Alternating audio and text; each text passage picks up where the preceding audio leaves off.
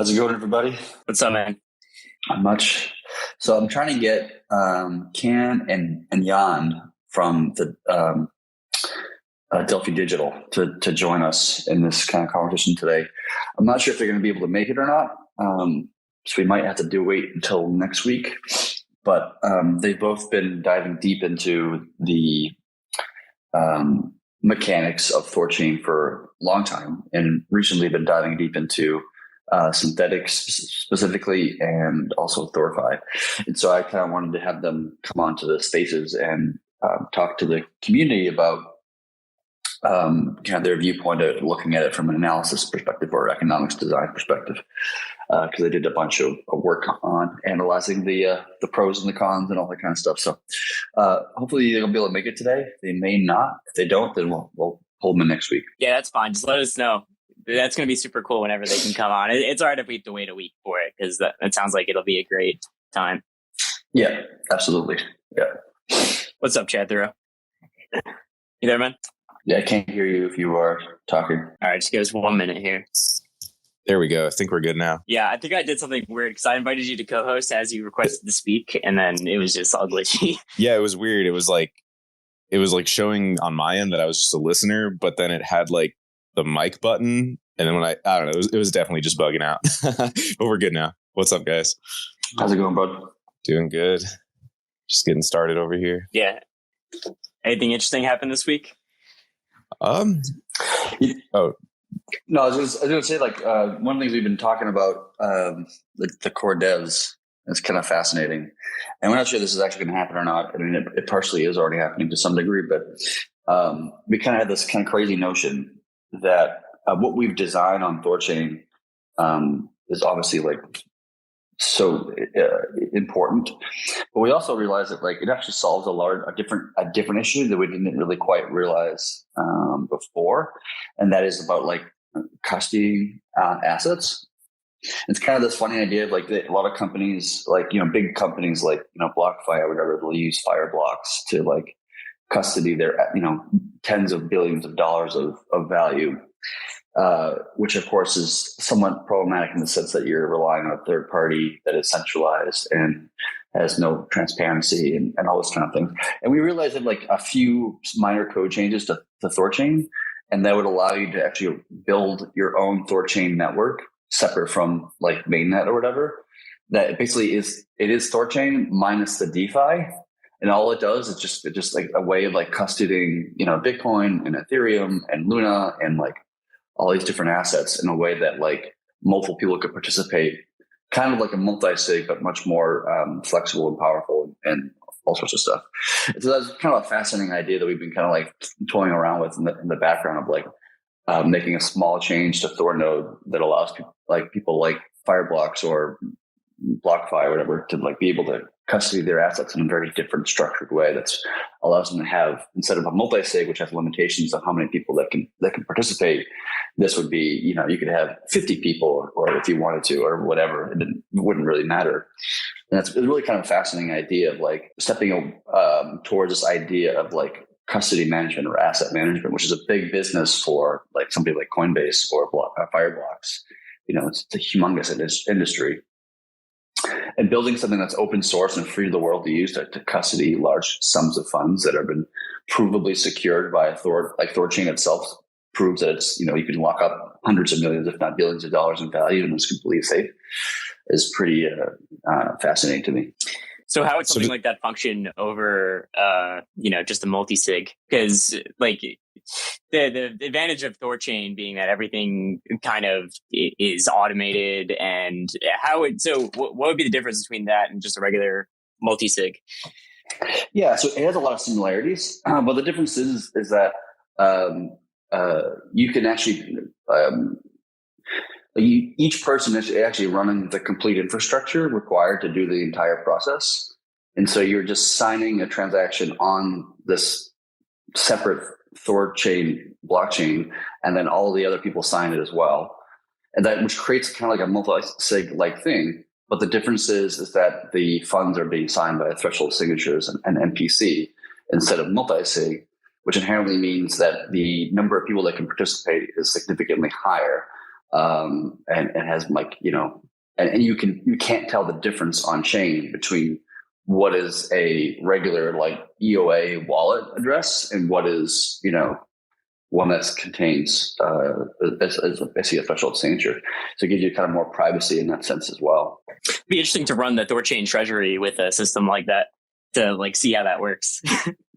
Yeah, you could totally do that. I think it's kind of interesting. In a multi-sig, like you need some mechanism to like aggregate all the signs signatures together. So like I'll sign it, and then you'll sign it, and then I'll send my signatures to you, and then you send both of our signatures to Chad THOReau, and then Chad THOReau also signs it, and then he broadcasts it to Bitcoin or whatever using some Bitcoin daemon somewhere in the world somehow. And so this just kind of makes it like come on more of a streamlined, self-inclusive. Everything you need is kind of built right there. And then you could just sign transactions. And once it reaches consensus, the network just signs it up on transaction of Bitcoin to some address or Ethereum or whatever asset it might be. And like, it also makes sure that like people can expand it too, because open source, like if you want Fireblocks to support THORChain, for example, well, we have to go talk to Fireblocks. We have to convince them to do it. Maybe, pay them some money possibly. I don't know what the actual process would be. But in this case, because it's open source software, people can fork it. People can add new chains without asking permission. It's much more, it adheres more to the mentality of our ecosystem, of just our industry, of just open source, free available, software for people to utilize however they see fit. So if they were running like a separate THORChain, does that mean like they would still have like 50% Rune liquidity pools? Like what does that actually look like? So there wouldn't be pools at all. It's like it wouldn't even be a bond. It might not even be a Rune or an asset at all on the chain itself, like no native asset. And so instead you're just saying like these are the trusted parties, right? And in a system like BlockFi, they use trusted parties to custody these assets. They don't want to like give it up to chance and put in some big giant mixer with other people. They want full control, full access and full control over the whole thing, more or less. So there wouldn't be pools, and there wouldn't be even bonding necessarily. It would just be you sending in Bitcoin into a threshold signature Asgard vault, and there's not even a need for a Unisol vault in this case, but it doesn't have to be like a high throughput system. It's just like it's there like it's a big giant cold storage, more or less. And people just, they predetermine the private keys that are allowed to become nodes on the network. And if you want to add a node, you can just add a private key to the whitelist of nodes that are allowed to run on this network. And then they operate on a 2/3 consensus to sign transactions outbound. That cleared it up a lot. Yeah. So just that it's like the Asgard only basically makes it makes sense. So is that like this sounds like this is the first I've heard of this. Is this like something that's pretty like how actively is this being explored? Like, does this seem like something that could kind of be like a separate business in a sense? Like, yeah, it might end up being a separate business and a mechanism for specifically Nine Realms to be able to generate revenue as a company. Right, because they want to generate revenue so they can pay their engineers and people that work for them. And we, as in the core team, we want to empower them to be able to do those, because we want them to be around and to be well funded and and all that kind of stuff. And we've as a treasury, we've given them quite a bit of Rune and money to help to kind of get their feet off the ground in a sense and start contributing value to the ecosystem, which they've done quite successfully. And so we want to empower them to be able to do some, more things in the future. And asset management is just like a massive industry within crypto. I mean, it's not so much, nobody knows about it or cares about it within the retail space of crypto, like for most people on this call. But anybody that is part of the institutional aspect to it and deal with institutional money, like, custody is obviously a big topic and a very, very, valuable topic. And so I think what we've designed here, and we hadn't even quite realized until recently, is like we built the perfect custody system that is open source and free to the world to use and MIT licensed. And that's like, that's actually a pretty significant contribution to the larger space. And I think we're going to just make a few small changes in the code base just to allow somebody to use it as a custody mechanism if they choose to use it. It wouldn't be the actual mainnet that we all are utilizing today. That's still going to be, that's not like a custody thing per se. That's a DeFi platform. But this other thing is just custody only minus the DeFi. So no pools, no THORFi, no Yggdrasils, all that stuff. And all the thing is, like, because the code was developed in a way where like there's so many feature flags via Mimir to enable and disable X, Y, and Z and all these things. Like, it actually is a very small code change to actually allow to build something that is like, we say, THORChain minus all the DeFi aspects.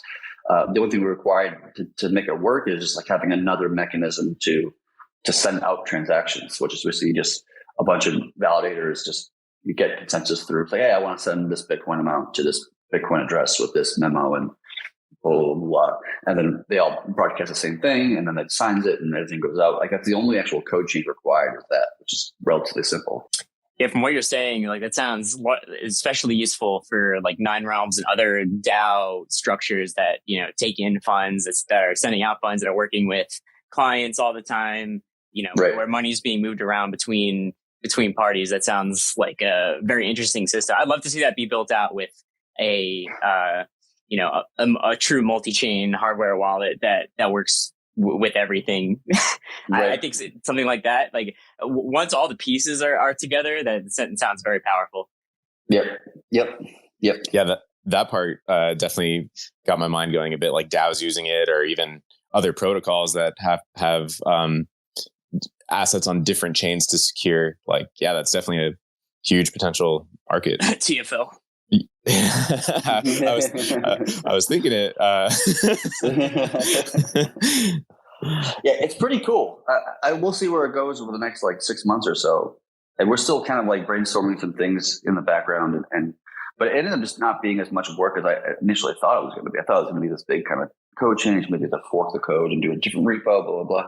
But in reality, it was actually quite simple and straightforward. And like, what we've designed is so powerful and flexible that it's a minor change can make it become this a complete other product that is also extremely valuable to the greater crypto industry. And I was just like, oh, wow, that's okay. Let's contribute more to the space. Let's do this. Can's, by the way, in the audience. I don't know if Can wants to get up from Delphi. Yeah, Can, if you want to come up, hit the request button. In the meantime, some positive news for the community. So I think it's looking like that THORnames is going to go live. It's been live on StageNet for 2 or 3 weeks, whatever it's been. People have been kind of testing it out a bit here and there, which is great. And it's looking like THORnames is going to launch on mainnet, whatever, KSNet, on version 88. So get ready for that. Hey, everyone. Hey, Ken. How's it going, Ken? How's it going, bud? Good. Hey, Cam. How's everyone? Good. Doing good. So people that don't know Ken, he works for Delphi Digital.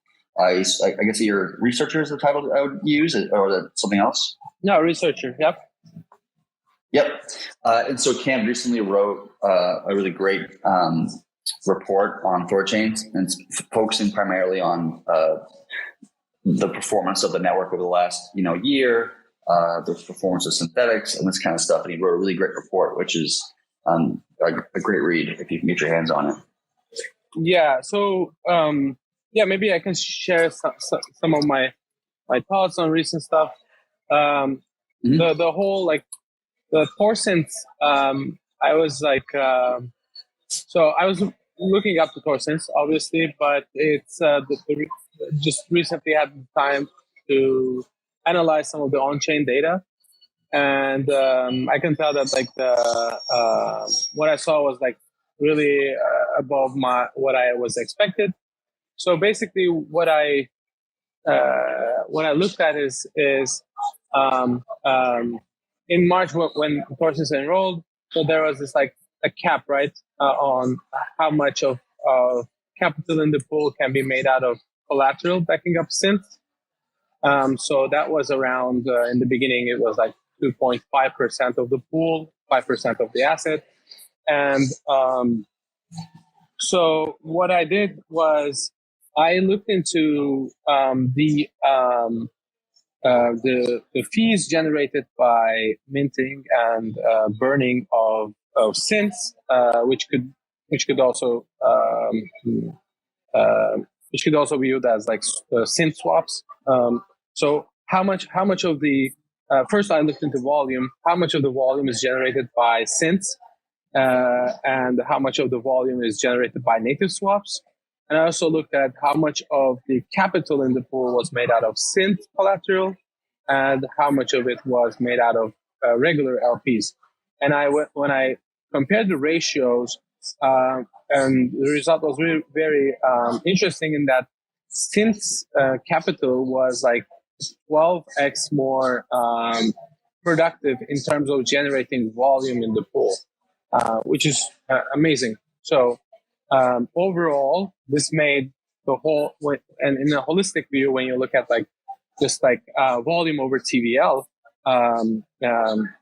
in general, THORChain was like getting very closer to Uniswap. So Uniswap v3 actually. So that was really interesting. So like all of that volume doesn't, so that synth volume doesn't equally generate fees as native swaps do because the slip is half. So and swap sizes, I presume, are lower in general.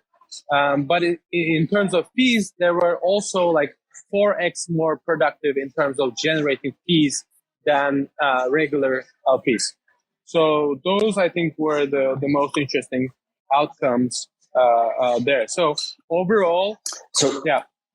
Right after you finished your report, the team had changed the kind of rules of synth swaps, where it was no longer like half the fees. Mm-hmm. It's the same fees as everything else. So I would assume if you kind of redone your analysis now that the fees are basically doubled for synth swaps, it would be even more,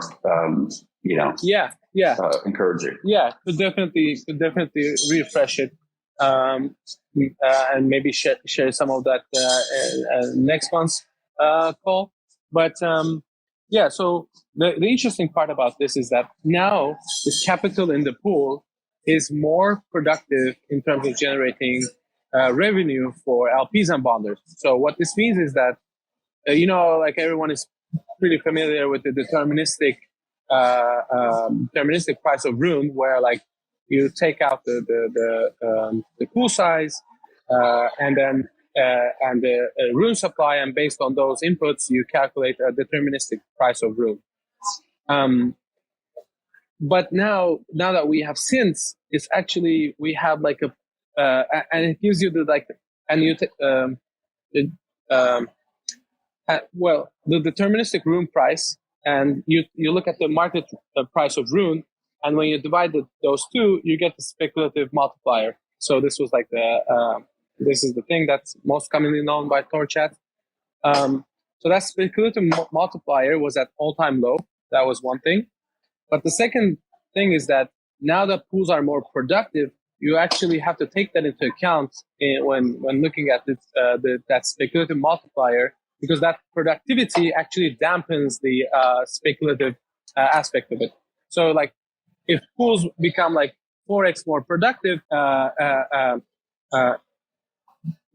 in aggregate, let's say the pools are now like 20% more productive, you need to like dampen the speculative multiplier by 20%.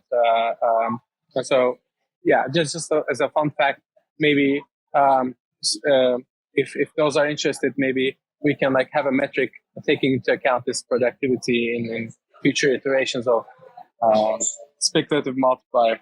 So does that mean as the speculative multiplier is going down, that means the capital is getting more efficient in the pools? Or sorry, the inverse of that would be as the capital gets more efficient in the pools, the speculative multiplier should come down? Yes. That's exactly it.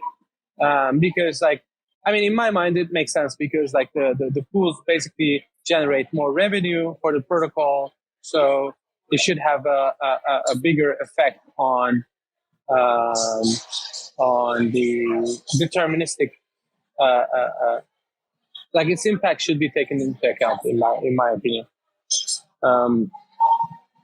So what else can I share? I'm just thinking out loud here. So I'm curious. Like you were saying in the report that that overall THORChain's AMM is the second most capital efficient AMM out there, with the exception of a Unity 3. Yeah. And I'm wondering, from your perspective, do you think there's a tendency that as THORChain becomes more successful and its pools get deeper and more adoption, more chain integration, this kind of thing, do you think that's going to push it towards more capital efficiency? Do you think it would push it away from capital efficiency? So that's a good question. I don't know. I really don't know the answer to that, because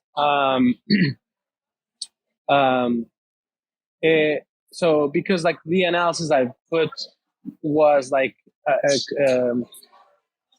when I looked into pools, the synth collateral in the pools was just like very low because of the caps. So it was like 2.5%, and then it had been raised to like 7.5%.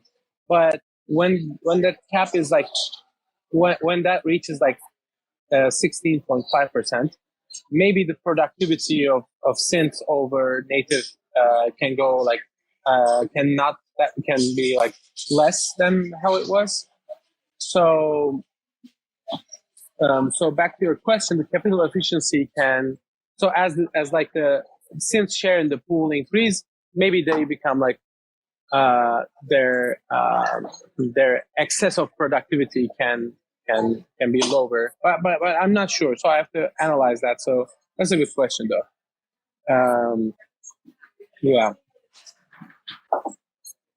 Yeah, one thing I noticed is that like we've increased the max synth rate to be 15% of the asset depth.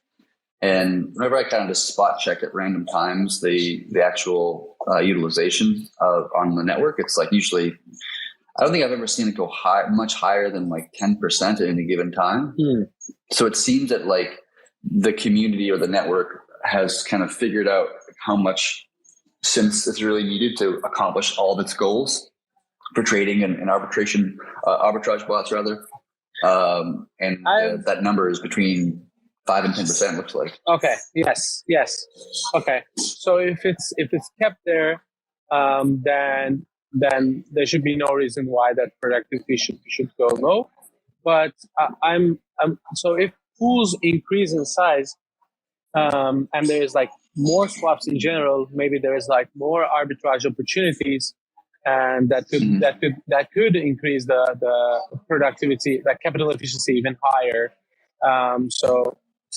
But we have to wait and see, I guess. I don't have strong opinions on it yet. So one aspect that was like that's very interesting is that like before, like comparing THORChain to other AMMs wouldn't make sense, because like in every swaps that you do, you were just like depositing your capital to THORChain, you're swapping, and then you're withdrawing it from THORChain. So that was like the only option that you have.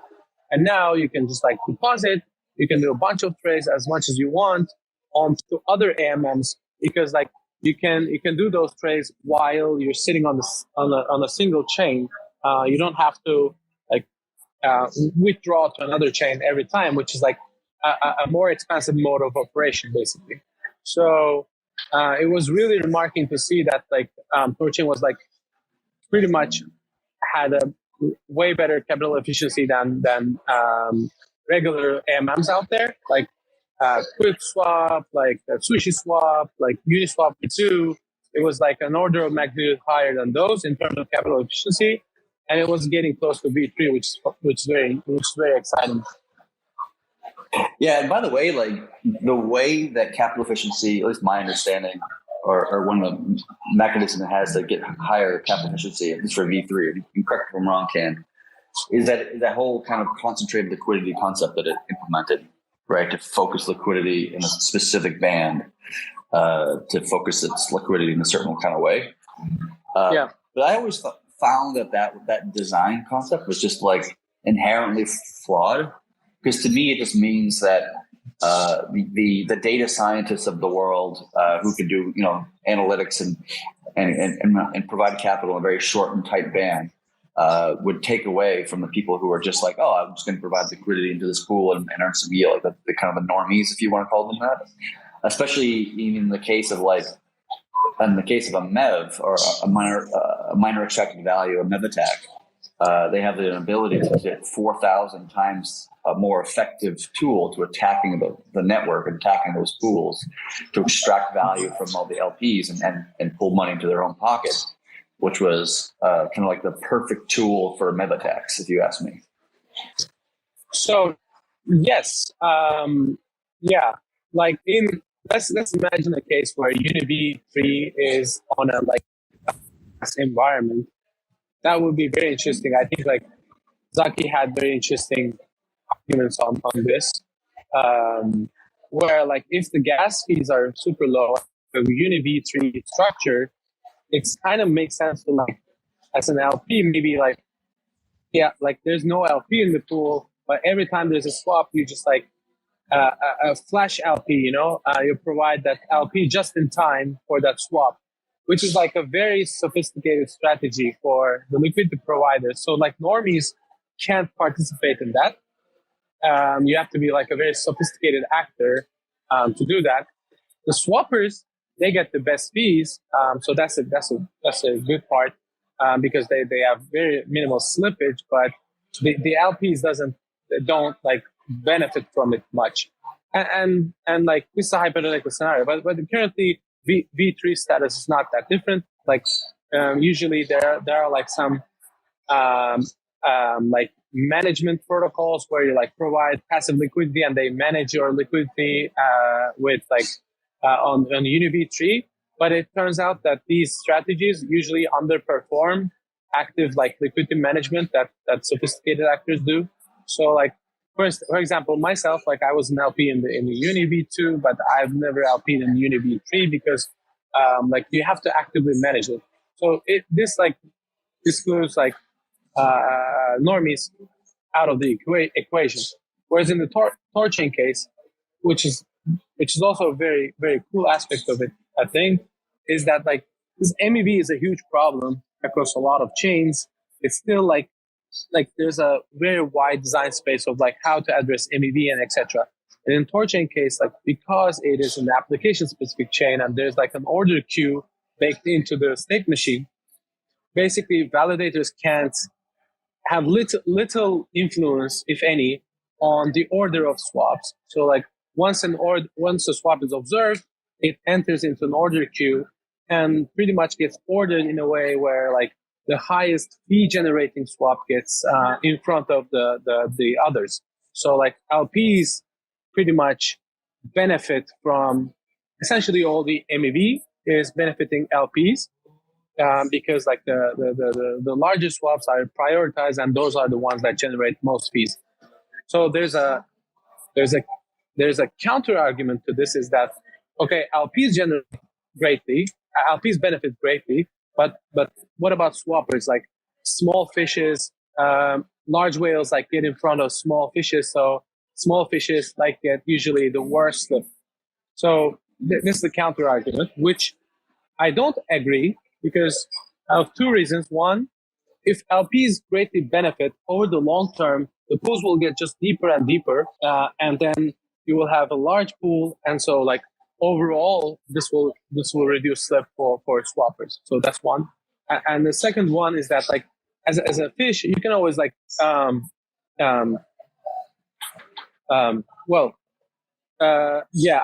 take my second argument, but my first argument is still valid. Is that like if LPs greatly benefit from the MEV, that means like they are the first class citizen, and they will just like make the pools larger, and then this will benefit as a second order effect of every swapper basically.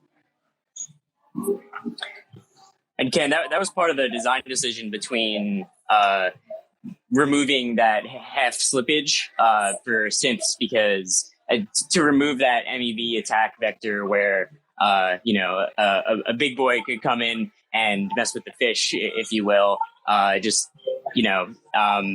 playing with synths because they move very fast. Someone's doing a swap on Bitcoin where the confirmation times might take 10 minutes. Someone comes in there and messes with the pool prices very quickly with the synths. That could cause a problem for just the fish trying to make a swap. So this makes it a lot more of a even playing ground for everybody.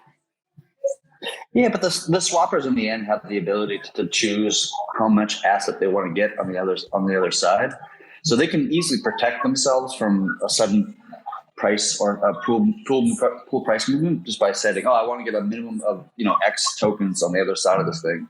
So even if it does happen, like they'll just get their trade refunded back to them, and they'll pay in gas fees for that, but right.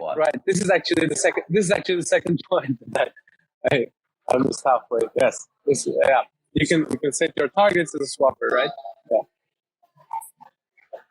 Yeah, that's an important ability for anybody, whether you're a big swapper, like a whale swapping, or you're a shrimp swapping, that you always have control over what you're going to get, and so nobody can like undercut you in a way. Yeah. But I think this is like genuinely, I think this is like a very elegant solution to MEV, because like it's basically, I think it's better solution than just like how some would call fair ordering, where like first come first serve, or like because like the pretty much the chain pays attention to like to generating like directing most MEV to LPs. So this is like a better strategy than just blindly like removing all the MEVs somehow in a hypothetical scenario where, like, let's say nobody has any influence on like order of short swaps, and like everything is executed first come first serve. I think THORChain's model is superior to that, right? So this is Yeah, I mean, I think part of the point of this kind of swap queue and the ordering of swaps is in part to stop from forms of meta tax, but it also just makes sure that, like, in a points of contention, when there's like lots of swaps happening, more than the network can support in a particular block, that it just does the ones that are most valuable to the network. In the end, the network is trying to produce value for the node operators and for the LPs. Like that's kind of one of its primary goals. And so it's just ordering things based on what's most useful or most valuable to the network. No different than like how Bitcoin will choose the person paying the highest amount of sats per byte to pay for your transaction on Bitcoin or your transaction on Ethereum. Like it's just prioritizing people that are contributing value more to the network than the people who are contributing less value to the network. Yeah, and the important part here that may be missed maybe is that like this is only possible because like it's an app specific chain. Like in a general purpose chain where you have like smart contracts, this is not possible, right? So like the validators they have the discretion over the order of transactions. So you can't design such system in an AMM on a general purpose chain. Right, that's correct. Yeah, because you have complete control of the entire environment. This is one of the kind of arguments I've made in the past, and I've done this like on a stage and at conferences in London and such. That app developers in the end are going to want to have the most control over their environment as possible, to have the most power and flexibility to accomplish whatever goals they're trying to accomplish. And app-specific chains give developers much more power and flexibility, and much more capabilities that you simply cannot remotely come close to on a smart contract. Yep. Those are my thoughts briefly. But yeah, I have to hop off soon. But if you have it, like if you like to discuss something else. Well, I was hoping to get some of your thoughts, and you've been looking at THORFi for quite a while, been kind of analyzing, looking to it. And I was curious if you wanted to share some of your responses or thoughts on the design, what you like about it, what you hate about it, everything in between. Yeah. I think it's a token econ mastermind kind of thing. It's going to be dope. Very excited. Nice. Yeah. I mean, it's a pretty complicated system. I'm not sure if I have time to like dig into every aspect of it, but essentially, irrespective of Rune's price relative to like USD or other crypto assets, let's assume this is constant. Even if we assume this is constant, as there is more lending and borrowing and savings going on, essentially the token econ is designed in a way to burn more and more Rune. So as these adoption take place, Rune, I can pretty much see Rune becoming like like getting like all of these activities is going to burn rune, which will there's a very nice flywheel there, where as rune gets burned, that increases outwards price pressure, which will push the bond value higher, which will give room for pools to grow and more capital as the pool. So that's like a very beneficial flywheel there. Let me think. Yeah, one of the things I love about it, by design, is that it's incentivizing that rune be placed into the pools to deepen the pools, and then the act of doing so and taking out a loan creates pressure to burn more rune. And so they have this really wild kind of a mechanism where the act of making the pools deeper causes more pressure for the rune supply to deflate. It's kind of this interesting relationship. Yeah. So yeah, and the currently in the current situation, the rune supply is capped, right? Total, like there's 500 correct, yeah. million, I think. Am I right? So yeah. When you right now, when 500 million. Yeah, so when this THORify is introduced, I just want to clarify this. Will there be any inflation, like besides like this all this like burning and minting of rune and everything? Besides that aspect, will there be any new inflation introduced, or this is not the case, right? Yeah, it's not the case. There's still inflation in the context of the reserve secreting rune into the pools and into the nodes as per block rewards. But outside of that, and the minting of burning rune through derived assets, there's no other form of inflation happening. Right. So most likely we will see a deflationary rune. That will be the case, and it's very it's with regards to token value capture, this is really good. So currently with a colleague of mine, we're working on like a layer 1 token value captures. Just like, and when we look at like Luna, for instance, because the stable coin is there, it accrues a lot of value to the L1 token, which is pretty much why now like Tron just announced their stable coin, and with THORify, THORChain will also have its stable coin. And I think it's very beneficial for the network to have its own algorithmic stable coin. If there's already a demand for using that, which THORChain is the perfect candidate for, because like THORUSD will be used by ARBs and etc. So like a lot of new stuff is getting introduced, like landing, savings account, THORUSD, and everything. So all of the things I'm very excited to analyze and like talk about and everything. Yeah, so it's very interesting. Yeah, one of the things I'm kind of interested to see kind of play out is because you were saying that rune is most likely to be deflationary for these THORify changes, but when you think about the concept of the amount of capital of people in the world that want to provide both rune and Bitcoin to a liquidity pool is far less than the amount of capital of Bitcoiners who want to earn more Bitcoin without rune exposure at all.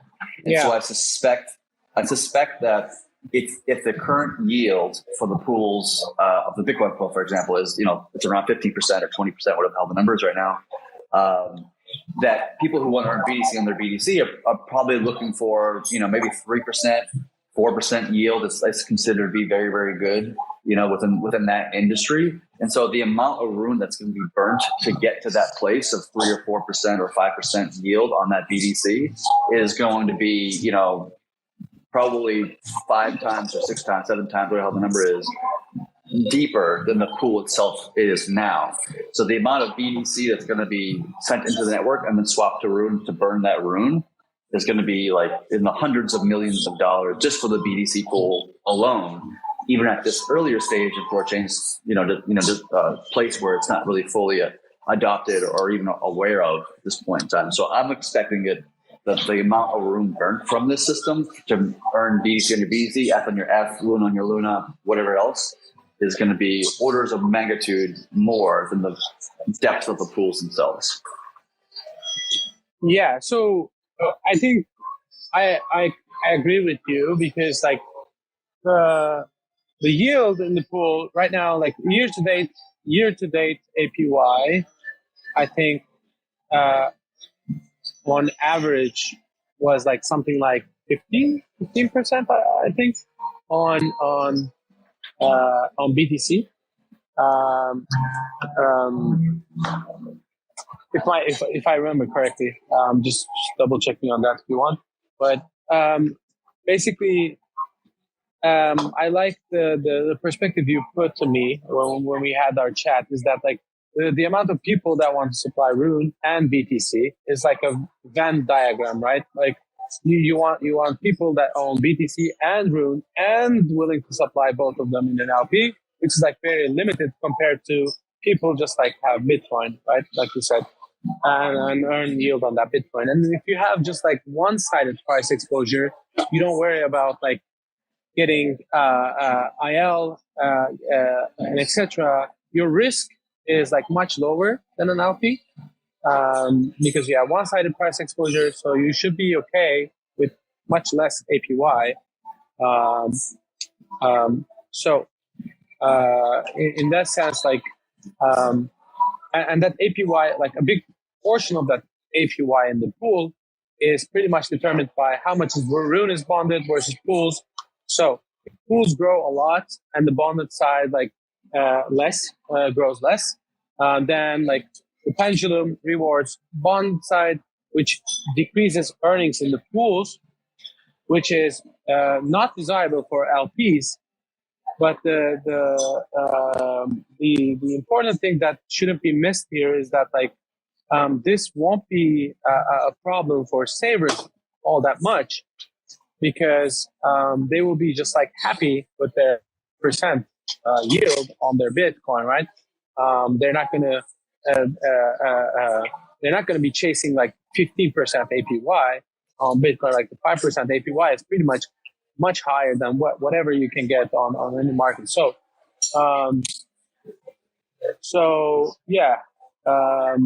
that means pools can grow until that APY maybe goes less than 2%, where it's not charming anymore, I would say. So that just puts the perspective on like how large pools can get.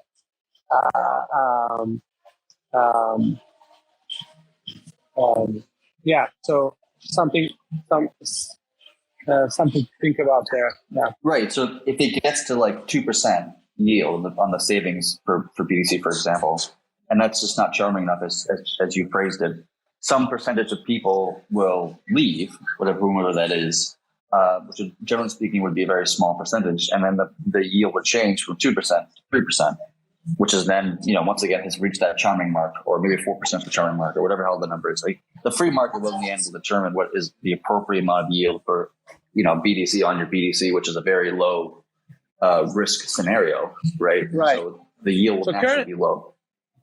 Just like reiterate. So currently, like the pools are made out of LPs. In this model, we kind of envision we're looking at a pool construction where maybe 80% of it is made out of collateral by these like borrowers, which already forego their yield. They're not looking to earn any yield, right? They just want to like lever up on their position, and so if APY goes from like 15% to like 5%, those people are going to remain inside because they already like let go of their yield. They just like provide their LP, and then they mint for USD and they lever up on their assets pretty much. On the other hand, we have savers, and savers, as long as they're happy with a single digit APYs that the THORChain provides, like that may range from like 2% to 5% or whatever the number is, that means like all the capital in the pool will be very sticky, will remain there, and like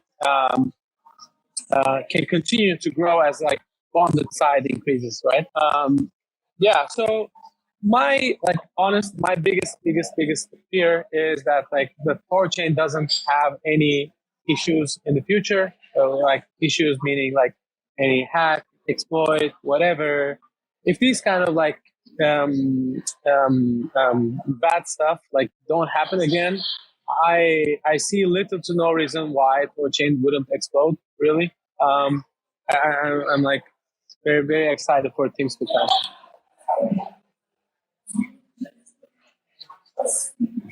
You would be both.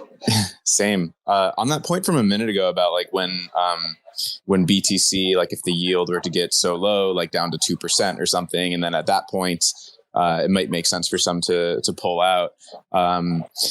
That would still mean Rune is deflationary if Rune outperformed BTC in that time, right? Because now when you're pulling out of savers, Rune is being minted back, but it would be if Rune, if everything has gone really well over that time period, then there would be less Rune minted on the way out, right? So it's still like it's still deflationary in that way unless that asset outperforms Rune, right?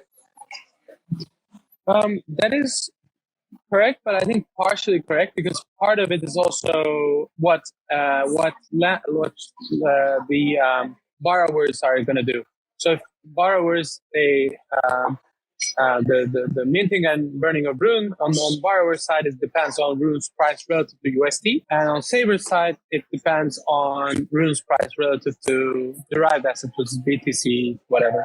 So like both factors are in play here.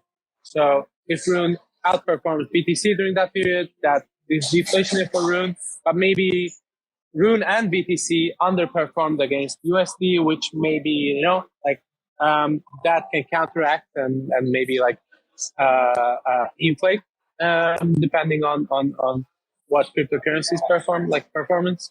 So there's like two factors to take into account there.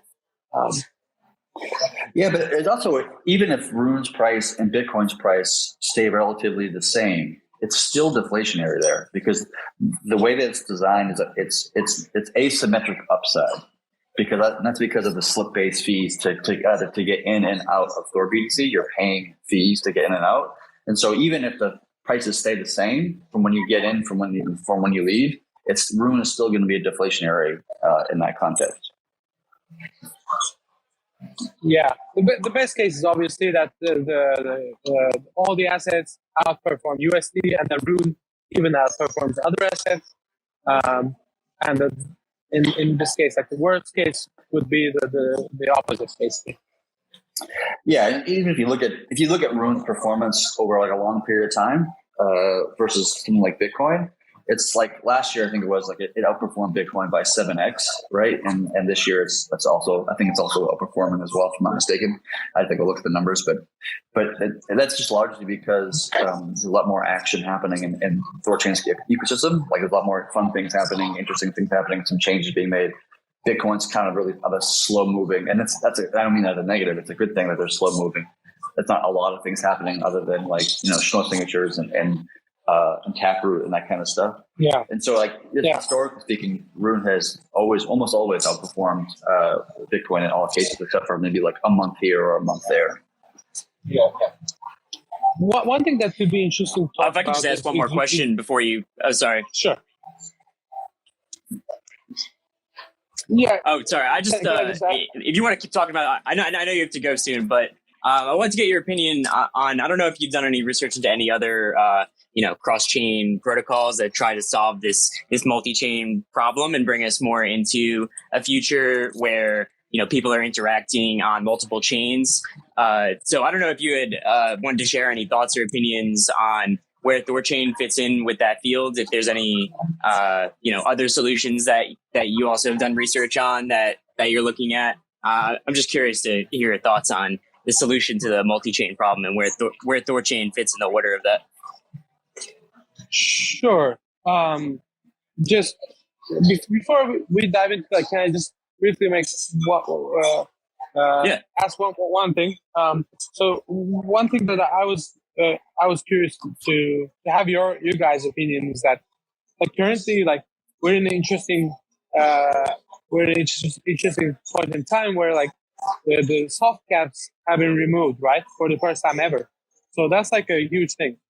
And currently, if I remember correctly, the pooled rune is at like 40% of the bond rune.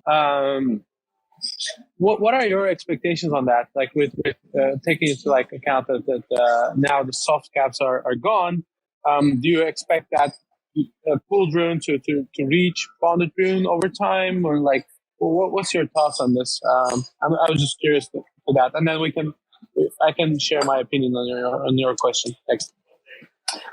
So my thinking is that will change with time in the context of, like, as we add, more chains, as a community, we add more chains like the Gaia chain or Avalanche or Binance Smart Chain or whatever. Like, this will just encourage new communities to become more aware of THORChain and what it's doing and why it's valuable to their ecosystem, which will cause more liquidity to jump in. I mean, look at like the THOReau pools, for example. Like, THOReau is actually, I think it's the third largest ecosystem on the network right now. It's got about $100 million in total, which is slightly more, I think, than Bitcoin. I think Ethereum and Binance at the most. And so, like, I think as we add more chains, that'll just cause more kind of volume to come in. And then as they get introduced into the system, like the THOReau ecosystem did, they'll discover, we can swap to Bitcoin. We can swap to Litecoin. We can swap to Doge, other assets as well. We'll just create more yield and more swapping on the other pools, not even just the new chain that was added.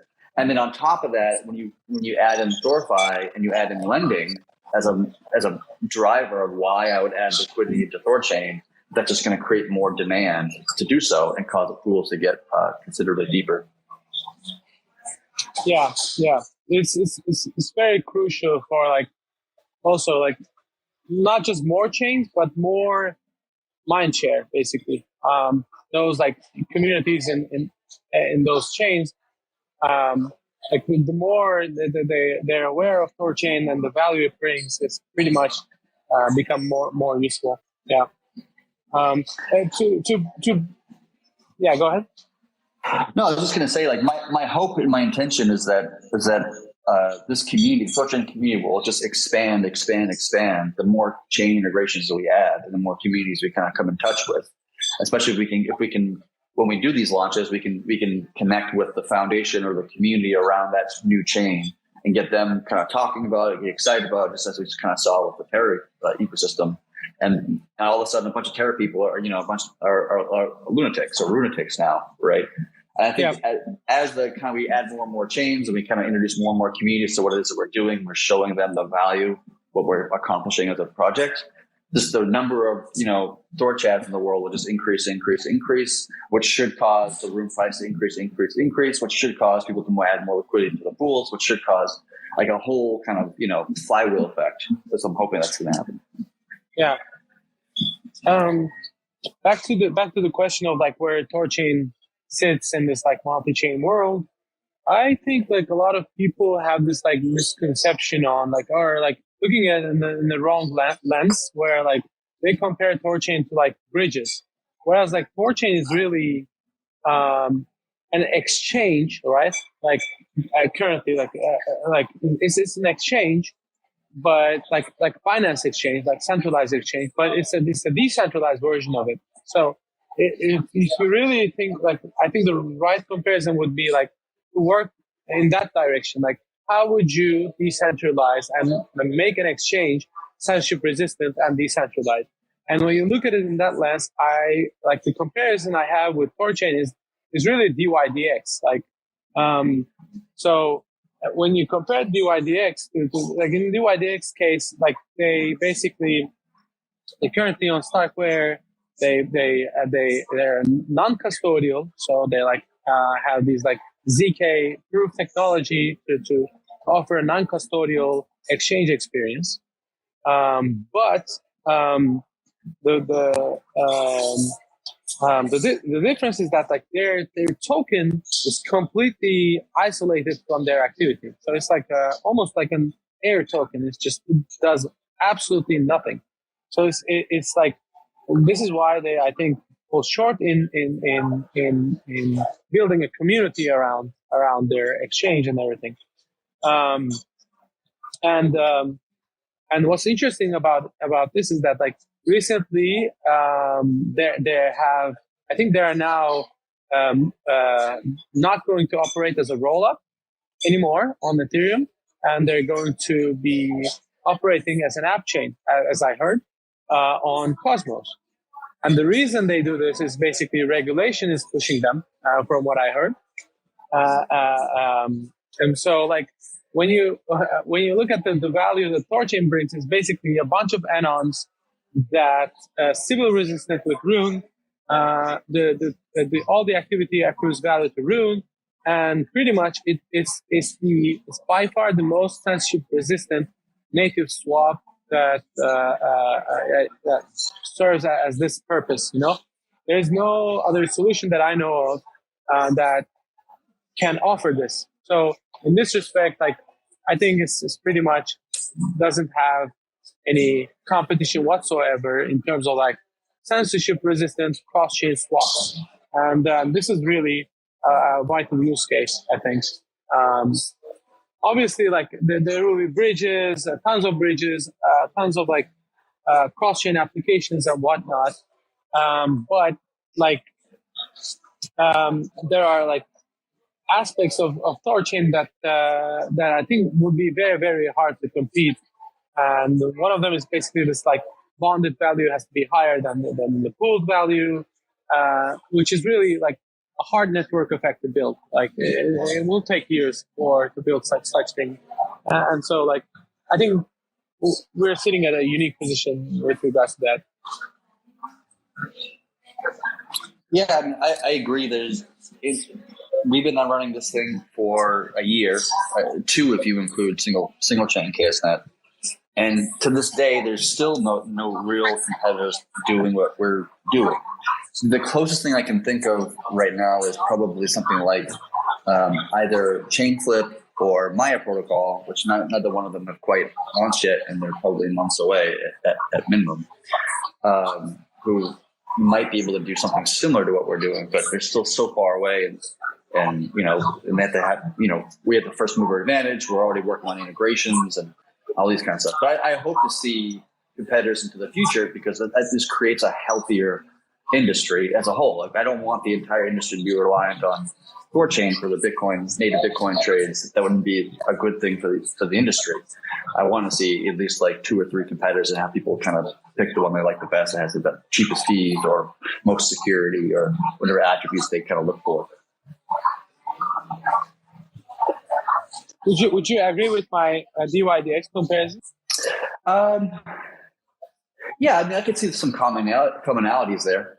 But I think, like, they've kind of, like, put themselves into a corner, and they're now trying to adjust and kind of redevelop and redesign, which is not necessarily a bad thing. They just, have to go back to the drawing board in a sense, because they reached.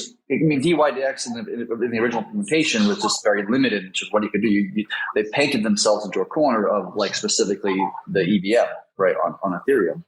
And now they're trying to move outside of it, which caused them to kind of restructure everything from scratch again, which is always, problematic and time consuming, and, security risk, and all these kind of things.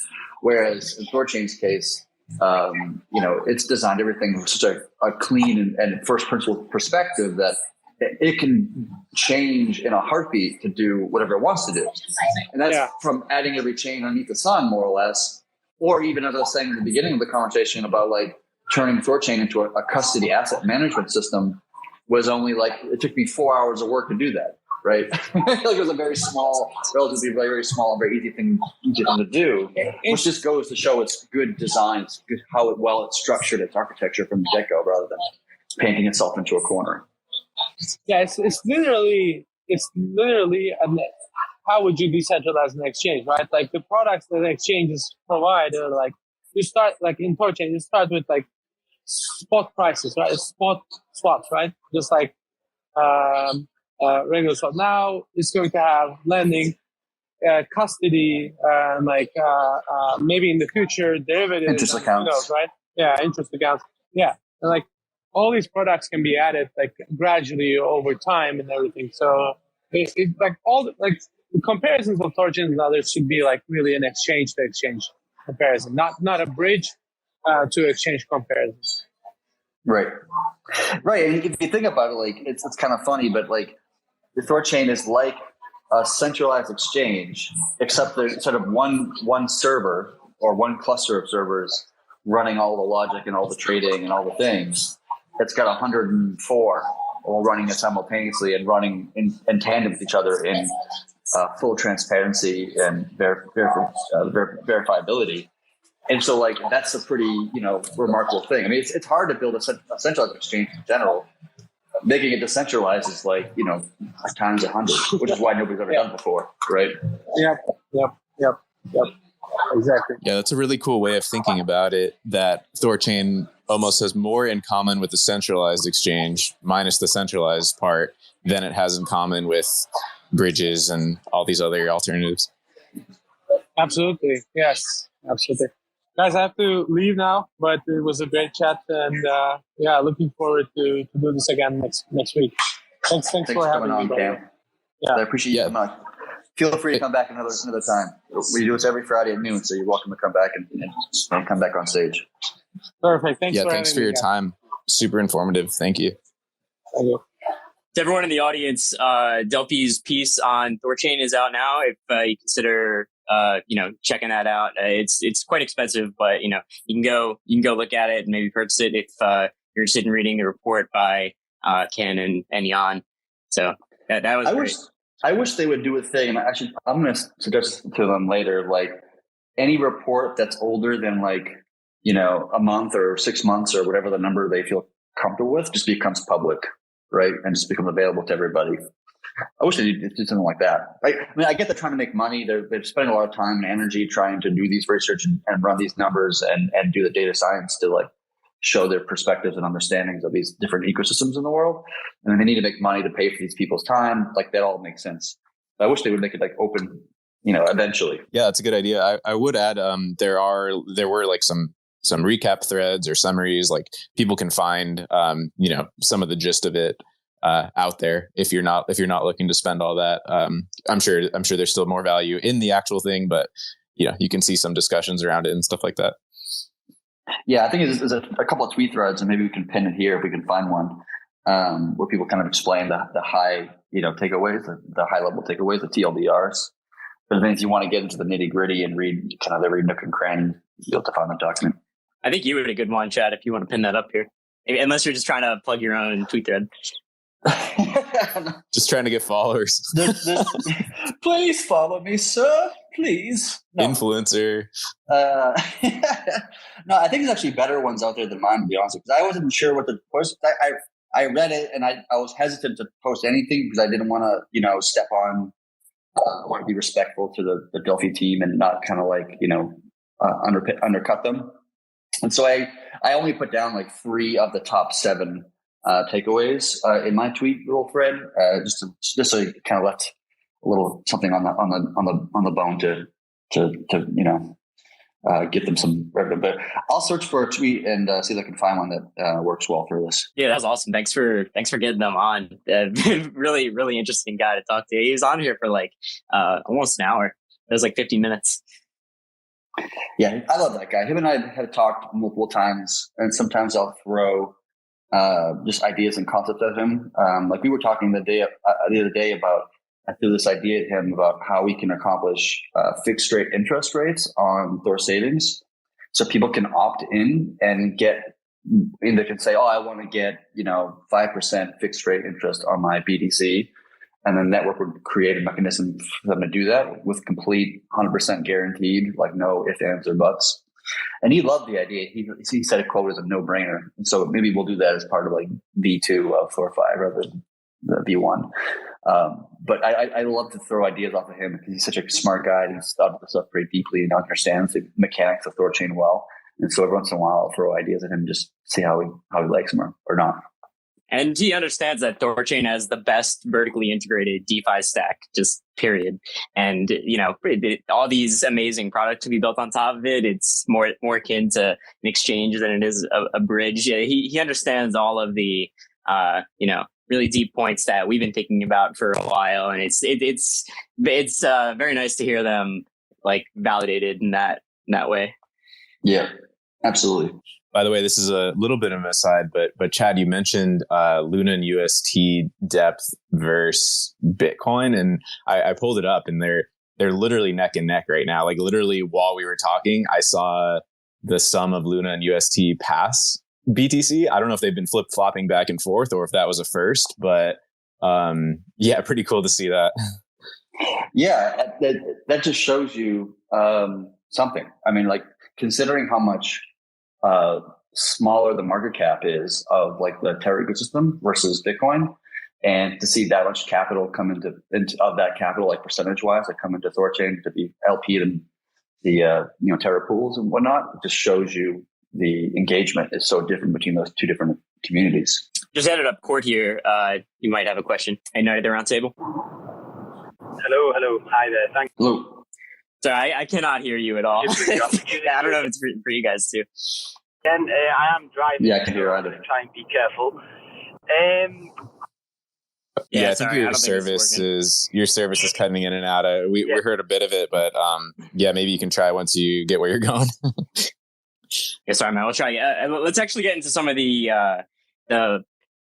weekly update things, because we just kind of skipped over all that when Cat came on.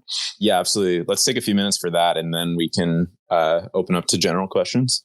All right. Yeah, sounds good. So first up, Grassroots Crypto put out a video on mainnet, and that's one of the pinned tweets up top next to Chad's thread on Delphi Digital's report. So it had a bunch of good info on the mainnet launch, just kind of reiterating what we've always been talking about in here. So if you're curious on what to expect leading up to mainnet, definitely watch that video. It goes into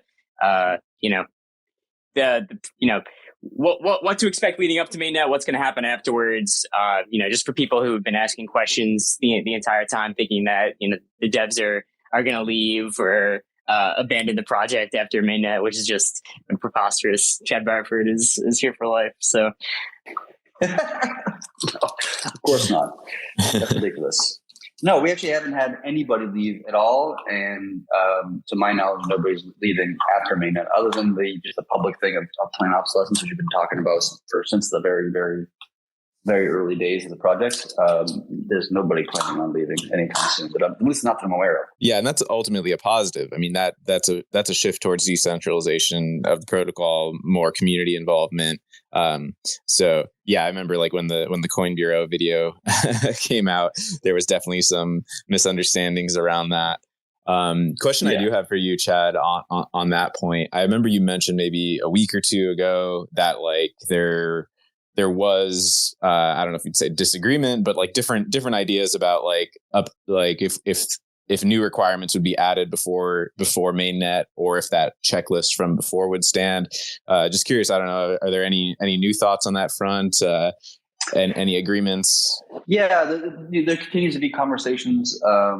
It's seeming like now more and more people are coming to the sooner mentality of kind of getting ready for mainnet and having that kind of label be placed upon it. There's no more like new technical requirements, but there is some really kind of big news coming out that we'll kind of leave. We'll kind of launch mainnet with this news at the same time, because it's kind of a nice little segue into mainnet. It's actually almost a perfect segue into mainnet. I can't go into too much detail now. We want to keep hush hush for the moment until things are more solidified, but it's looking very positive. So I think we're going to be seeing mainnet probably in the next month. That's my understanding, assuming that we're kind of waiting for this other news to kind of put their stuff together and get ready to kind of make an announcement, blah, blah, blah, and all that stuff. And so I think that's the thing we want to do, is kind of have those mainnet and this kind of new, really good news come out together simultaneously to kind of signify the change. And then at that point we can start, doing the kill switch and like all that kind of stuff. That's the other thing that people have a lot of questions on is the kill switch. So, yeah, what's your thoughts on how that's going to go? Like, do you know if there's any preliminary plans on like when specifically ERC20 rune? Because that's kind of been the hot topic lately on when to retire ERC20 rune. Right. So ERC20 rune's kind of been like a pain in my side for a long time in many respects. Every once in a while I get somebody yelling at me about it. So the idea of the kill switch is, so within the network, there's this thing called the switch or a switch handler. And that's what's used to kind of send in some BEP2 rune or some ERC20 rune, which gets burned and then mints an equal amount of native rune on the chain to your Thor address. And so the kill switch is basically a code change that was made before, where the ratio of how much rune you put in versus how much rune you get out starts to kind of like dwindle. So right now it's like a 1-to-1, and then eventually be like 1 to 0.9, and then a 1 to 0.7, and then 1 to 0.5. And so over the course of some period of time, the kill switch will kind of slowly kind of die out, and you'll get less and less rune per rune you put into the network. And so all this is controlled by Mimir, and this is all controlled by the nodes. So once we kind of hit that mainnet that moment in time, I think we'll probably throw it out to the community to decide like, okay, when do we want to start the kill switch? Okay, maybe we'll start it in a month or some number. And then how long do you want that kill switch to go on? How fast do you want that kind of ratio between non-native rune to rune ratio to kind of like decrease? And maybe the network will say, the community will say 3 months, maybe they'll say 6 months, maybe they'll say 12 months. I don't know. It's not up to me. It's up to the community to decide how aggressive we want to be about this as a community. But the nodes will effectively make that kind of determination when it's time.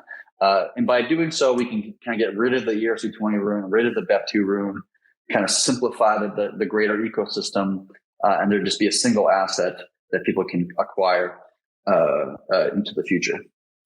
Awesome. Yeah, that was one of my questions, but it sounds like you answered it. If both of those variables would be Mimir votes, like both the start date and the duration, and sounds like yes. Yes, there's two separate Mimirs that you're going to have to vote on. One is the block height at which this whole process starts, and the other one is like how many blocks does it take until this thing goes to zero, right? By default, it's set to a year in that duration, the 12 months, but the community can decide to make it 24 months if they wanted to. They can do 6 months if they wanted to. We'll see what the community kind of advocates or pushes for. Cool. So nothing more to do other than wait for this, discussion. Do you know when, like, this would be around mainnet that this vote would take place? Yes, probably around mainnet. Once we go to mainnet, I think that's the kind of, to me, that's my signal of like, all right, so in a sense, like single chain KSN was kind of like our alpha kind of proof of concept, right? Proving the technology works, the cryptography works, proving the economic design functions the way we thought it was. Multi-chain KSN was kind of like the public beta, right? Just kind of like, okay, we got our footing here. We'll just kind of iron out the kinks of the cobwebs that kind of make it more resistant, reliable, figure out kind of some of the complexities of X, Y, and Z. And then once we go to mainnet, that's kind of like, okay, now we're like full production ready, right?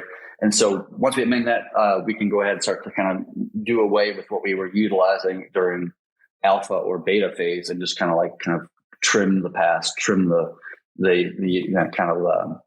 trim the past in a sense. Cool. Yeah. On the topic of Mimir votes, another thing going on at the moment is the cloud provider limit vote. I actually don't even know what the status of that has been. Has anything passed, or is the vote still going on? But basically, that would be to control the maximum nodes on a single cloud provider, just as a push towards decentralization. So what's the status there? Yeah, so that's the point of it is to push towards decentralization, make sure that no one single cloud provider has the ability to interrupt service. Today, no cloud provider has the ability to actually withhold, the worst they can do is basically take the chain offline, in which case the nodes that were on that cloud provider just have to take their private keys and then build a new node on another cloud provider and then start up again, and everything continues on just fine. So even if that were to happen today, it wouldn't actually it would just cause the network to pause temporarily until the nodes kind of, reposition themselves somewhere else, and then everything would continue on just fine. But the idea is that we want to make sure that even if one cloud provider to start says, you get some sort of mandate from the European government or whatever the hell it might be, doesn't have an ability to actually interrupt service on this chain. And so the code has already been done. It's ready to be merged. And there was kind of a push within the core devs to before we actually merge this code change, we'll see if the community actually wants to see it happen or not. So now there's an ongoing kind of vote within the community to decide, is this a feature we want to have or not want to have? Because some node operators don't want to see this because they don't want to have to move from cloud, provider A to cloud provider B. And some, do want to see it because they want to see us move deeper towards decentralization. I actually would be very fascinated to do an analysis of every Cosmos chain out there and figure out what percentage of them are, what is the distribution percentage across cloud providers. And I'm just taking a guess here, but I'm going to guess that 80% or 90% of nodes on most Cosmos chains is on AWS, because it's not much of a communication or a conversation within the communities that I've seen around distribution of nodes across infrastructure. And to be fair, they don't need it as much as we do, because what we're doing is probably a bigger target from a regulatory perspective than Atom or Gaia chain, just having a chain that just doesn't really do much at all other than just governance votes, right? So they don't really have much of a risk per se. And so we have a more significant risk than they do. But I'm willing to bet that we're far beyond. I'm pretty sure actually the secret network does almost entirely Microsoft Azure nodes, because they require specific kind of special grade hardware to accomplish the privacy aspect of the secret network. And so almost entirely on Microsoft Azure. And so I'm sure other chains are like that, but there's not that much fixation or focus on decentralization in terms of where their nodes are being executed or run on. Yeah, that's an awesome point. The level of scrutiny we kind of have around THORChain is so much higher than, in most cases, you don't even see these discussions at all. So that's kind of funny. But as you said, yeah, I mean, with THORChain, it's kind of it's just such an important piece of infrastructure. We want to have that higher level of scrutiny and really just lean as far towards the decentralized end of the spectrum as possible. Even if it's already doing better than others, that's still not kind of good enough in our perspective, right? So yeah, it's cool to kind of compare it in that way. I actually would really like to do that kind of analytics myself, and I might put out a tweet thread at some point when I actually find 30 minutes or so to try to do some analysis on all the other Cosmos chains in the space. But I kind of want to do that. I'm just kind of curious to see what the actual numbers are. Yeah, I would love to read that if you find the 30 minutes. So let's see what else we got here. We hit. Other than that, I held an AMA with Rango Exchange on Wednesday, 2 days ago, and that's available. The recording is currently available just on Twitter. If you go on the THORChain profile, you can just scroll down and find that Rango Exchange AMA. It'll be uploaded to YouTube and Spotify soon. But yeah, that was a great AMA. Chad asked some questions. Chad THOReau, I think you tuned in for a little bit. Rango is killing it right now. I think they have the most advanced aggregator in DeFi period right now, with utilizing THORChain and connecting it with Solana, Avalanche, Binance Smart Chain. They have a very advanced system on right now, and definitely are not talked about enough. I was glad to have that conversation with them. Do they have Solana? I wasn't sure on that. I didn't think I saw it, but I thought I did, but let me double check right now. But either way, yeah, they're definitely killing it. It'll be interesting to see them. I only tuned in for a couple minutes, but I heard you, Chad, asking the question about if they would be using the THORChain specific aggregator. So it'll be interesting to see how they kind of transition over time into the more seamless single transaction aggregator. Yeah, I don't know actually how it works today, and I kind of want to ask the question, and I just didn't get a chance to because I was busy. But like when you want to swap Bitcoin to like Link, for example, on Rango, it takes the Bitcoin in and then swaps it to probably Ethereum using the THORChain network. And where does the Ethereum go? Because it go to my wallet, and then the UI notices it landed, and then it sent another transaction to get via like 1inch to, or I don't know how exactly they designed or structured that. Looking into that right now, but on their homepage it says Solana, but I just tried to search for Solana on the actual exchange. I don't see it, so maybe they're in the process of adding it right now. They're probably working in some bridges. These guys are on top of their game when it comes to the aggregators. So I just want to make sure they were included in the THORChain community. So for a swap from Bitcoin to Link, it uses THORChain from Bitcoin to ETH, and then 1inch from ETH to Link. So I'm assuming it goes into their own wallet, and then it does a swap using their own aggregator smart contract for that. But damn, fees on ERC20s are crazy. It's a quite a fee tacked on the end there. Just goes to show. I guess no one here doesn't already know. Yeah. I spend more time with them because I really love the concept of what they're trying to do there. Like this is what the industry needs to create. They have the ability to move between assets and chains without really putting much thought or effort. Yeah, I loved the example you posted, Familiar Cow. I think it was Bitcoin to AVAX, right? Well, I know it was to AVAX. I forget if it was from Bitcoin, but I thought Bitcoin that was a good. Yeah, right. Cool. Yeah, I thought that was a great example, just because we've had like discussions even around AVAX being one of the next chains potentially, and it's cool just to see that there already are like ways of doing that. So yeah, and coming to THORChain soon. Soon, trademark soon. Yeah, we're working on AVAX. We kind of want to see. I want to see some like low gas EVM chains added to the network to kind of give more flexibility and power to the ecosystem as a whole. And we're also big fans of obviously the Cosmos ecosystem, and so we want to put more time into that too. And so we've been looking into adding the Gaia chain, the Atom chain, to the network as well, which would be really nice to have that. Cool. I think that wraps up for all of the all the weekly updates. So I see some people have requested to come up on stage. We'll start letting people up. Just be brief with your questions. We'll probably go until 2. We'll go like half an hour or so. And no shilling or grandstanding. We'll kick you off the stage. So thank you guys for cooperating. Hey, Black Knight, you there? Hi there, thank you. Sorry, I'm now at my destination. A quick question. We've been looking at kind of a few integrations for THORChain when it comes kind of like Haven protocol and other things. When is the like proper integration with IBC networks?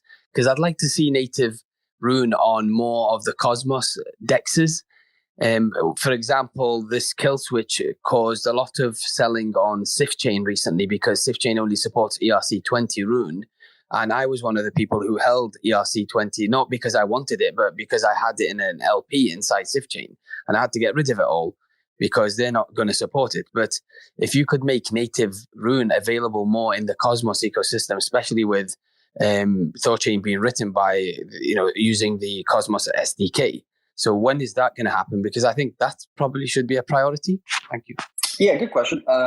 So there's a PR open right now. The PR number is 2155. If you want to look at the source code, you're welcome to. We actually did get IBC working in test between our chain and another chain. One of our devs actually got it set up and working and functioning, which is great. So merging this chain then makes it possible to actually have IBC. But the problem that people have been talking about internally is like the best implementation of it, because the thing that we're concerned about is that after the issues we had last summer, we implemented new security measures, and one of them was delaying outbound transactions, so that in a single block you can't send in a bunch of fake assets and take out $15 million worth of other assets within a heartbeat. And so we wanted to delay transactions so that an ongoing attack has an ability to be stopped before funds are actually lost. And the problem becomes that the delayed outbound transactions are not delayed for native assets. They're only delayed for external assets because the native assets can't really go anywhere. So they're not really a risk of flight. They can't leave the network, right? So, but once you add IBC, okay, well, now you can. So somebody can now swap to Rune through some sort of malicious activity, send that Rune over the IBC bridge to Osmosis, for example, and then sell that Rune to some other asset or to using another F bridge or something like this into Tornado Cache or whatever it might be.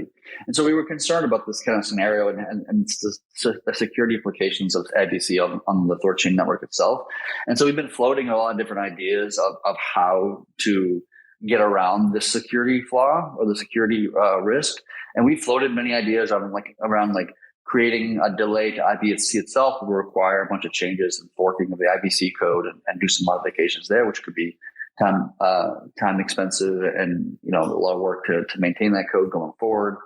We talked about just adding in delays for native assets as well. That Rune would also be delayed, and then we can make it less sensitive to adjust for times. And then also talk about the idea of creating and it sounds a bit nutty, but creating a second Rune asset on the network that is for IBC purposes. And so swapping to that would be, delayed potentially, but swapping to native Rune would not. And so there's a bunch of different ideas that are being floated around about the best way to deal with this aspect. And we haven't really, as a team, came up with the solution that we kind of feel most strongly about. But so there's still more conversation required.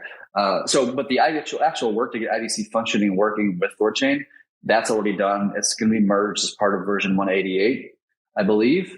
And then it's also controlled by Mimir as well. So if the network or the nodes want to turn it off, they can turn it off if they choose. But that's all going to be merged very soon. The last part is figuring out how do we deal with this security implication. And we haven't quite figured out an answer to that yet. So he got disconnected, but that was the first time I've heard that proposal about making basically a wrapped Rune on THORChain, which is actually an interesting idea because that would also open up the possibility of essentially single-sided Rune exposure in a liquidity pool, right? Because the pool, unless you're talking about some kind of virtual pool, if you're talking about an actual liquidity pool on THORChain, then that would essentially be a two-sided Rune pool, right? Yeah, it would be. And you could structure things that way. I don't know if it would be virtual or not. My assumption is that it would be virtual because if you did make it, like you're suggesting, into a real pool that people can put both assets in and both Rune assets and earn Rune on their Rune, you might see, my concern is that you might see a flight from the other LPs or the other pools into this pool.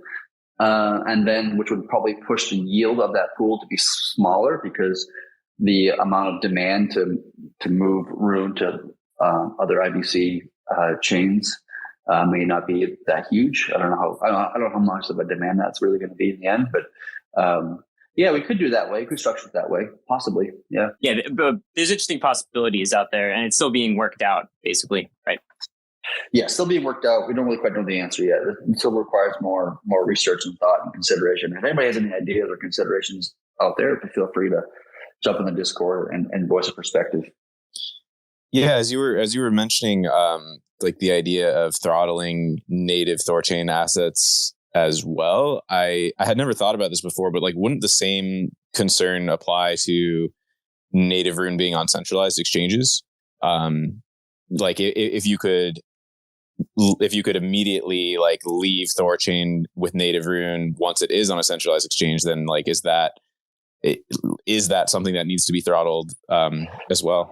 Well, it doesn't need to be throttled because that's a KYC service, right? And so if you're gonna steal $15 million and then try to sell it on crypto.com or whatever, then you're an idiot because you just doxed yourself.